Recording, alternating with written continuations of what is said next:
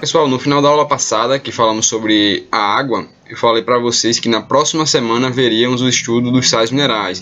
Mas próxima semana não, na próxima aula, no segundo momento. Então, dando continuidade ao estudo da água como um dos compostos inorgânicos, veremos a partir de agora os sais minerais.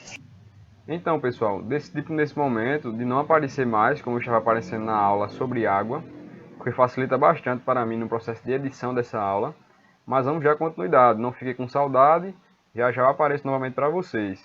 Então vamos lá. Os sais minerais é outro grupo que complementa a água, como os compostos inorgânicos. Lembrando, os compostos inorgânicos principais são a água e os sais minerais. E quem são os sais minerais? Os sais minerais são substâncias inorgânicas, como vocês podem perceber aqui nessa projeção que eu estou fazendo para vocês. São substâncias inorgânicas e eles são necessários ao corpo por serem responsáveis pelo bom funcionamento do organismo como um todo, certo? No início da aula passada eu passei para vocês a tabela periódica demonstrando todos os átomos existentes e eles estão dispostos na tabela periódica, ou seja, todos os organismos vivos são compostos por átomos, certo? E esses átomos, alguns deles, são conhecidos também por serem esses sais minerais, certo?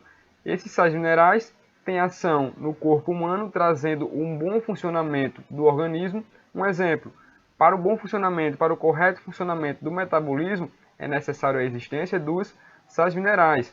Sem a presença de sais minerais, o corpo não reagiria de forma eficiente no combate a doenças, a cicatrização de ferimentos, coisas do tipo, certo? Na forma presente nas células, os sais minerais estão presentes na maneira dissolvida, é o que vamos ver mais para frente. Mas também eles fazem parte da composição estrutural, como vocês podem perceber nessa foto aqui, mais à esquerda do visor de vocês, aqui tem mostrando um caracol, no qual a sua carapaça ela é composta por cálcio, que é um dos sais minerais. Aqui nessa foto do centro tem presente uma casca de ovo, certo? Que também é composta por sais minerais. O cálcio também, que é um sal mineral. Aqui nessa foto mais à direita tem presente um osso, os ossos humanos, que é presente em grande constituição, em grande composição, também por cálcio, que é um sal mineral, certo? Então eu vou demonstrar para vocês quais são os sais minerais existentes e a função de cada um no corpo humano, porque existe a necessidade da constituição do nosso corpo e a presença dos sais minerais para o correto funcionamento do organismo humano, certo? Vou falar para vocês agora só uma curiosidade. Os seres vivos não conseguem produzir os sais minerais. A sua origem é extremamente ligada ao solo, ou seja, também a rochas, os sais minerais, e o ser humano não consegue produzir, certo? Então, como os seres vivos eles conseguem esses sais minerais? Esses sais minerais eles são conseguidos através de uma alimentação adequada e balanceada, no qual nós vamos encontrar os sais minerais nos alimentos. Então, nos diversos alimentos que fazem parte da nossa dieta, no que nós alimentamos no dia a dia, isso constitui os sais minerais. Os sais minerais estão presentes na estrutura de alguns alimentos, certo? Então, para conseguir os sais minerais para a nossa sobrevivência, é necessário uma alimentação adequada e balanceada. E veja, de acordo com a necessidade desses sais minerais no nosso corpo humano, eles podem ser classificados em macronutrientes. Aqui está presente para vocês do lado esquerdo, ó, 4 sais minerais: cálcio, o sódio, o potássio e o magnésio. 4 sais minerais, certo? Vocês podem também encontrar esses átomos, na tabela periódica, simplesmente. Facilmente vocês dão uma olhadinha lá na tabela periódica e vocês conseguem perceber a presença do cálcio, do sódio, do potássio, do magnésio lá na tabela periódica. Porém, todos esses átomos, que aqui estão sendo chamados de sais minerais, porque são compostos inorgânicos, eles precisam estar presentes no nosso organismo para o correto funcionamento dele. O correto funcionamento do nosso organismo está diretamente ligado à presença desses sais minerais. Então aqui tem 4 que eu estou citando para vocês: cálcio, sódio, potássio e magnésio. Esses 4 eles podem ser considerados como macrominerais. Por que isso, macrominerais? Não é porque eles são grandes, é porque eles são necessários em uma quantidade superior a 100 miligramas por dia, certo?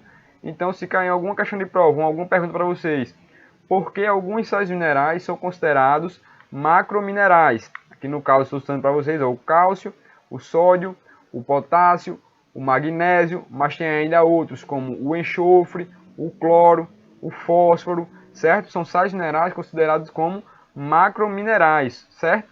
Então, por quê? Porque eles são necessários em uma quantidade diária superior a 100 miligramas. Tranquilidade? Segue adiante. Daqui a pouco eu cito para vocês essa imagem aqui ao lado, que tem disposto todos os alimentos e onde está constituído, onde está presente esses sais minerais. E outros compostos, eles são chamados de microminerais.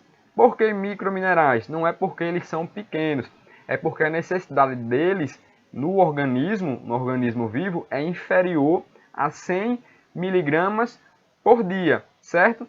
Então, nesse grupo, quem tem o iodo, o ferro, o flúor, são alguns dos microminerais existentes em alimentos e que nosso corpo precisa ingerir todo dia em uma quantidade menor, inferior a 100 miligramas, certo? Então, vocês podem perceber que tanto aqui os macronutrientes, no caso macrominerais, e aqui os microminerais e os alimentos nos quais eles estão presentes, não cálcio, vegetais, leite, derivados.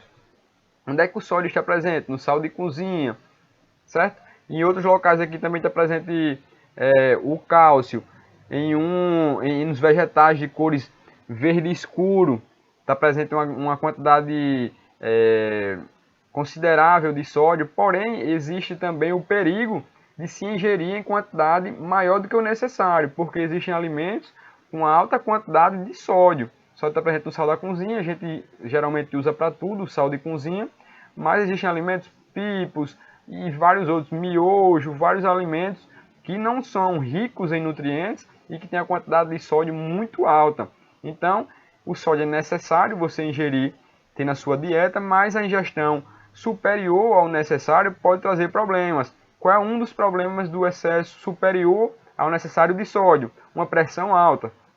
As pessoas podem desenvolver pressão alta de acordo com a quantidade de sódio ingerida, se for maior do que o necessário diariamente, certo? Mas cada um tem o seu benefício e o alimento no qual ele está presente em quantidades adequadas. Basta saber onde está presente, é o que nós vamos ver também nessa aula aqui. Então saibam, existem macrominerais e microminerais e eles são referenciados com relação a isso de acordo com a quantidade. 100 miligramas, os que são necessários superior a isso são os macrominerais e inferior a isso são os microminerais. Então, pessoal, a partir de agora nós vamos ver os principais sais minerais, a sua função no corpo humano e em quais alimentos eles podem ser encontrados. Lembrando, já passei para vocês na imagem anterior, já deu para perceber alguns dos alimentos e quais os sais minerais existentes em sua constituição. Então, vou dar aqui um zoom para facilitar a visualização para vocês. Então, vamos lá. Aqui, todos de composição inorgânica. O primeiro é o cálcio, que está presente em grande quantidade nos laticínios, em leites e derivados, queijo, tem uma quantidade significativa de cálcio, como também está presente na gema de ovo, em alguns cereais, em alguns legumes de cor verde, tem a presença de cálcio. A sua função, estrutura dos ossos e dos dentes. Pessoas que têm uma pequena quantidade ou não conseguem ter uma quantidade adequada de cálcio, geralmente tem problemas ósseos, aqui está mostrando para vocês, a carência, fraqueza óssea. Alguns também ocasionam cáries. E o seu excesso, o que é que pode ocasionar? Fraqueza óssea. Também, tanto a carência como o excesso pode trazer benefícios e malefícios. Aqui no caso, o malefício do seu excesso é a fraqueza óssea, cálculos renais, cálculos biliares, são problemas que trazem da ingestão alta de cálcio. Os cálculos renais são aquelas pedras no rins, que muitas pessoas ouvem falar com esse nome mais popular, certo? Outro composto aqui, o flúor, onde está presente na água, também está presente, já tem uma água fluorada. Na ingestão de água por si própria a gente já consegue fazer a absorção do flúor, certo? Também alguns vegetais têm a presença de flúor. E qual a sua principal função? Ele faz parte da estrutura do esmalte dos dentes, certo? Atua na composição dos dentes e ossos. Também ele está relacionado com a prevenção das cáries dentárias, como aqui está demonstrando. A carência vai ocasionar as cáries nos indivíduos que não possuem a quantidade adequada de flúor no seu organismo. O excesso, um excesso de flúor, manchas brancas no dente. As pessoas que têm manchas brancas no dente não sabem o motivo, mas isso pode ser associado a uma quantidade elevada de flúor que você faz ingestão no dia a dia, certo? E aqui é uma particularidade, o cálcio, foi o que vimos anteriormente, e o flúor fazem parte do esmalte dos dentes. O terceiro sal mineral é o ferro. O ferro é muito importante mesmo, porque a sua carência, como vou mostrar na frente, está ligada à anemia. Então, quais são os alimentos que têm uma quantidade significativa de ferro? São as carnes vermelhas, espinafre, tem a quantidade de ferro boa, como também no fígado, que muitas pessoas adoram aí o fígado, certo? Gema de ovo, vegetais verdes, beterraba, feijão, cereais, também são alimentos que contêm uma quantidade significativa de ferro em sua constituição. Qual a sua principal função?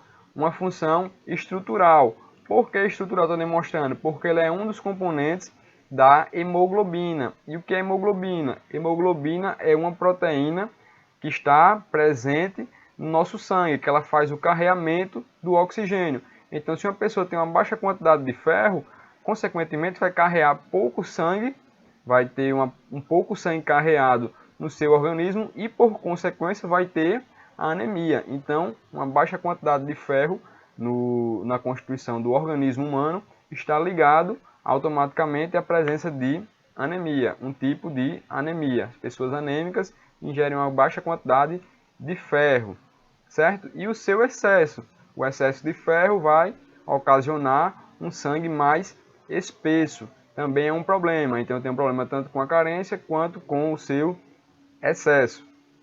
Vamos lá para o próximo composto inorgânico, que é o sódio, onde o sódio está presente. O sódio está presente na água e em vegetais, como também nós vimos no sal de cozinha, queijos, alguns derivados de laticínios também têm presença de sódio diversos, e alguns alimentos que não são saudáveis têm a quantidade de sódio enorme. Vocês podem ver no rótulo desses animais a quantidade de sódio bem elevada. E qual a principal função do sódio? Aqui está falando como uma função reguladora, mas o sódio também está relacionado com a Desculpa, pessoal, com a regulação do volume de líquidos corporais, certo? Também outras funções. Está relacionada com a condução de impulso nervoso e também com a pressão sanguínea e contração muscular.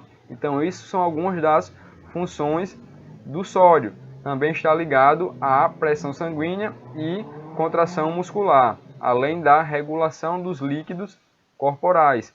E a sua carência, o que é que pode ocasionar? Aqui lembrando novamente, sódio. O que é que a sua carência pode ocasionar? Deficiência das reações bioquímicas, problemas da transmissão dos impulsos nervosos. Esses são alguns dos problemas relacionados à carência do sódio. O excesso, maior tensão arterial. Então, novamente, o excesso tem problemas ligados a ele. Certo, pessoal?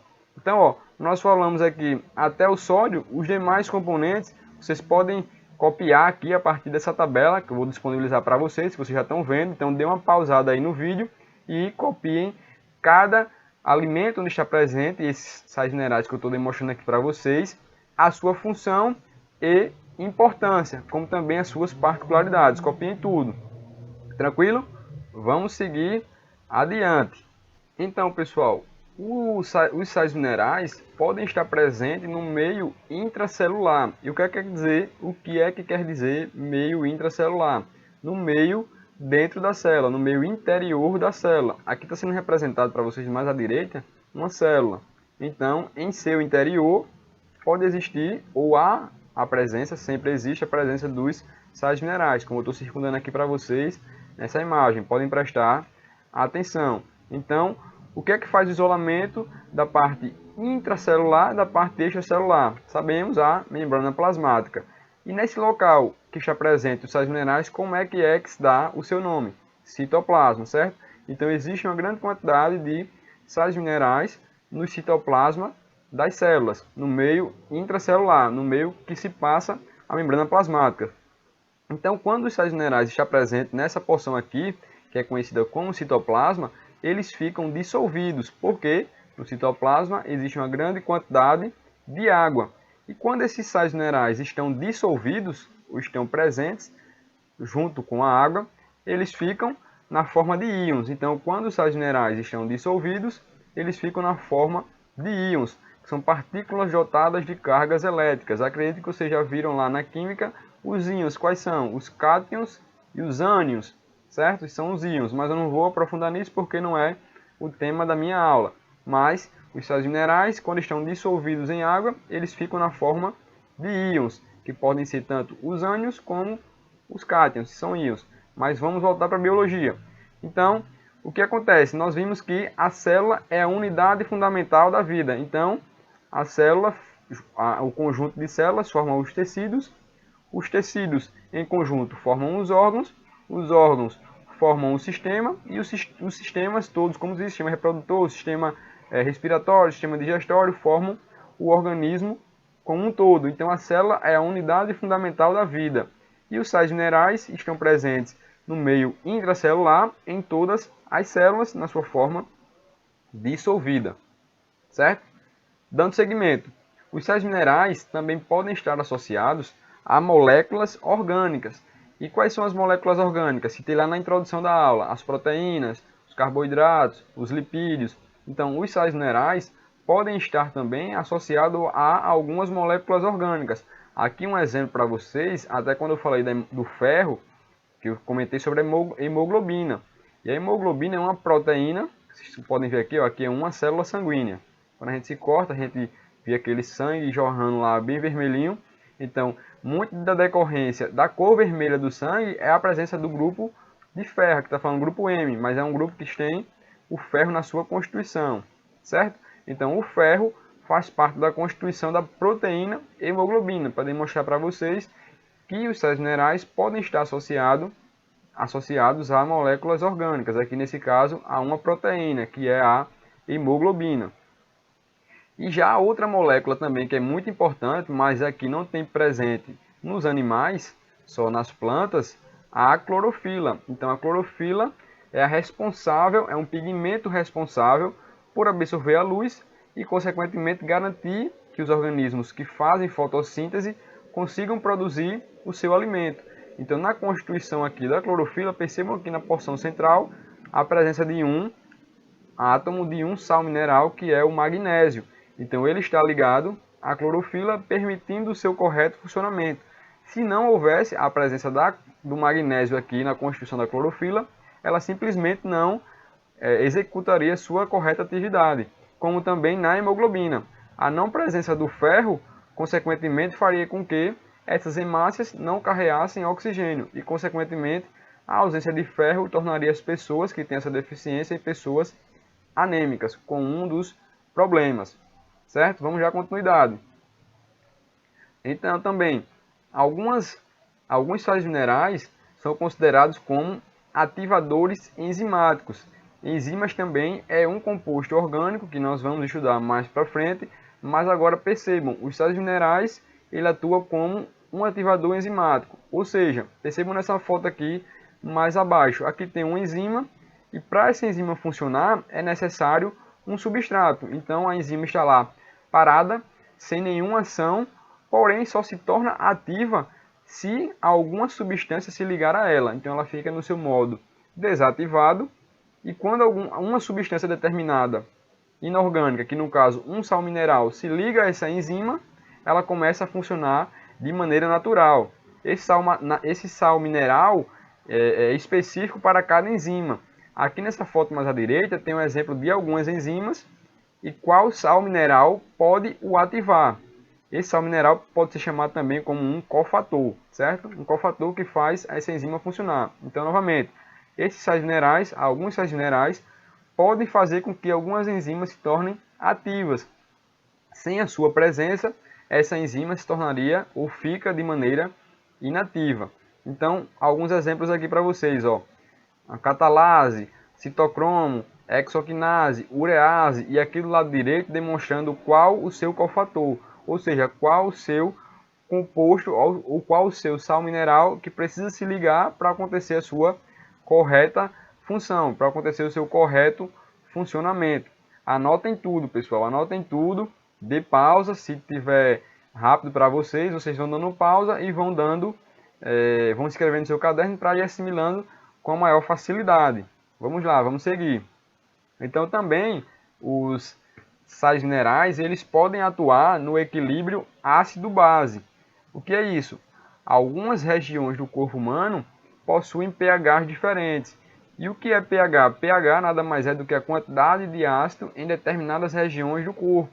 Tem regiões do corpo que são mais ácidas, tem regiões do corpo que são mais básicas, tem regiões do corpo que são mais neutras. Exemplos, a nossa boca não é um ambiente ácido, é um ambiente neutro, que se localiza aqui mais na porção central. Então, é um ambiente neutro. E os sais minerais podem controlar esse pH do corpo humano de acordo com a região que se localiza. Aqui é um exemplo, no nosso estômago humano, ele é muito ácido. Ele é muito ácido porque conta com uma grande quantidade de hidrogênio e de cloro, que é chamado de ácido clorídrico, certo? Então, os sais minerais podem controlar esse equilíbrio de ácido e de base.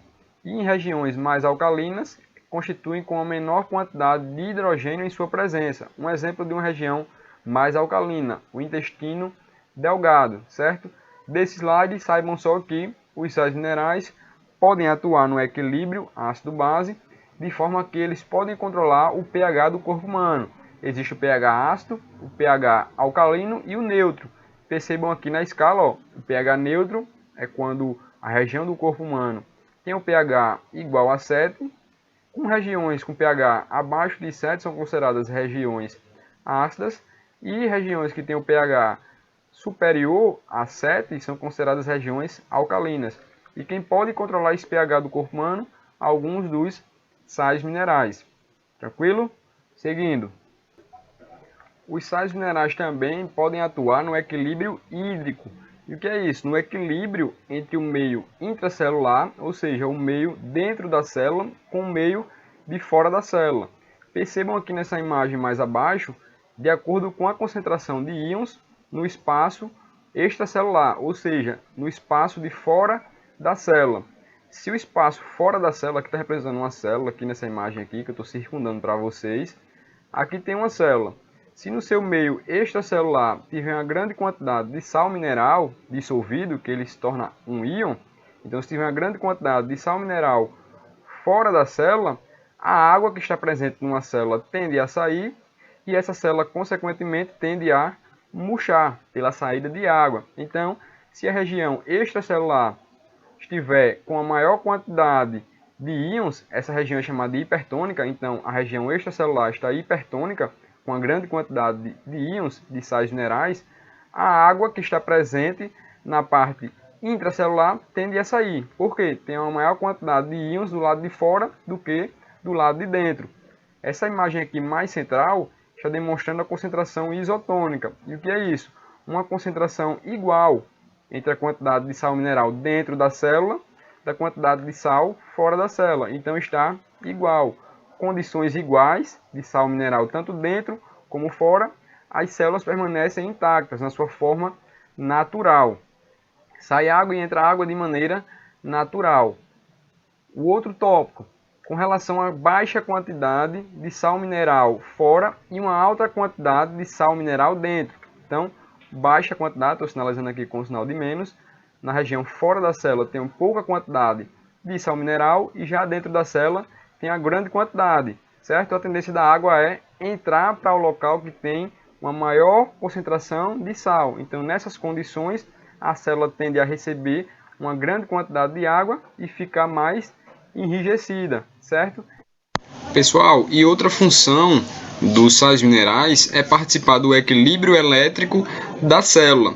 Como assim participar do equilíbrio elétrico da célula? Através da distribuição dos íons dentro e fora da célula. Então, ó, percebam aqui esse desenho que eu estou fazendo. Está muito bonito não, mas já vai perceber. Aqui tem uma célula, então de acordo com a distribuição dos íons dentro ou fora da célula, pode haver uma diferença de cargas. E por que pode haver uma diferença de cargas? E esses sais minerais, esses íons participam disso.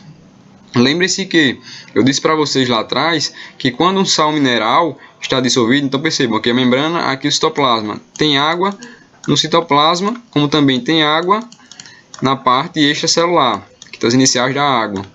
Tem água nos dois ambientes. Quando os sais minerais estão juntos da água, eles ficam de maneira dissolvida. E a partir desse momento, eles se formam ou se transformam em íons.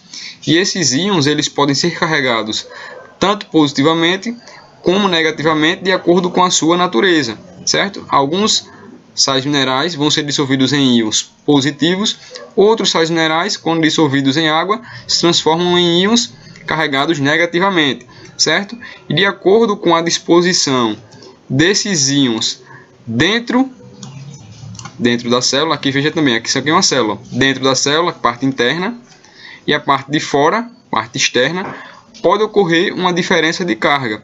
E como acontece essa diferença de carga?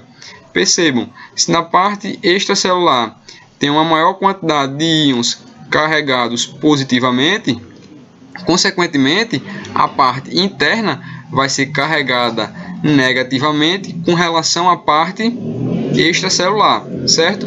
Então, de acordo com a composição dos átomos presentes dentro, aqui no caso fora, ou dentro das células, pode ocorrer a constituição de uma diferença de cargas elétricas. Tranquilo? Lembre-se disso, de acordo com a constituição do meio intra e extracelular dos sais minerais dissolvidos, que se transformam em íons, se ele for carregado positivamente e tiver uma quantidade elevada fora da célula, o meio fora da célula é carregado positivamente, consequentemente, o meio intracelular é carregado negativamente com relação à parte extracelular. E com isso, há o resultado de uma diferença de carga. E esse processo de diferença de carga vai atuar em processos como potencial de ação e impulso nervoso, mas isso vai ser tema de outro conteúdo que nós vamos ver mais na frente, que está relacionado ao sistema nervoso. Então saibam disso, os componentes minerais, os sais minerais, podem atuar no equilíbrio elétrico da célula. Vejam esse tópico com atenção. Se não conseguiram compreender, voltem ao vídeo, assistam novamente e qualquer dúvida que ainda permanecer, nós vamos retirar em um momento adequado. E aqui, para finalizar, temos um mapa mental demonstrando cada sal mineral e sua função no organismo humano. Então aqui tem o cobre, o cálcio, o fósforo, o potássio, o sódio, o manganês, o cloro. Então, como destaque, deixo para vocês aqui um sal mineral que é o zinco, que está diretamente ligado ao processo de memorização. Então, as pessoas aí que têm dificuldade em memorizar conteúdo, memorizar as coisas, façam a ingestão de alimentos que tenham quantidade boa de zinco em sua constituição. Que alimentos são esses? Exemplos: peixe, fígado, ovo. Então, são sais minerais que estão diretamente ligados a esse processo.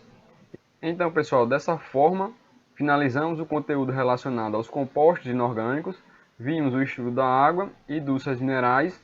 Peço para que vocês anotem tudo no caderno, certo? E estudem. Qualquer dúvida, vai ter um momento específico para retirada de dúvidas, que vai ser na próxima aula.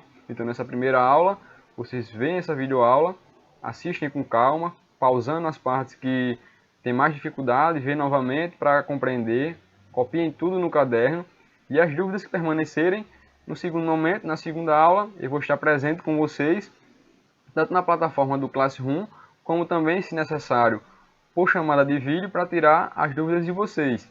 E lembrando, na parte da tarde, vou disponibilizar uma lista de exercícios com relação aos compostos inorgânicos, a água e os sais minerais, para vocês responderem para ver se assimilaram bem o conteúdo. Tranquilo? Anotem tudo no caderno e especificamente aquela tabelinha lá que eu citei para vocês dos sais minerais. do ferro, do cobre, do iodo. Então vejam tudo lá, copiem tudo no caderno de maneira específica para facilitar o processo de compreensão do conteúdo. Até logo, pessoal!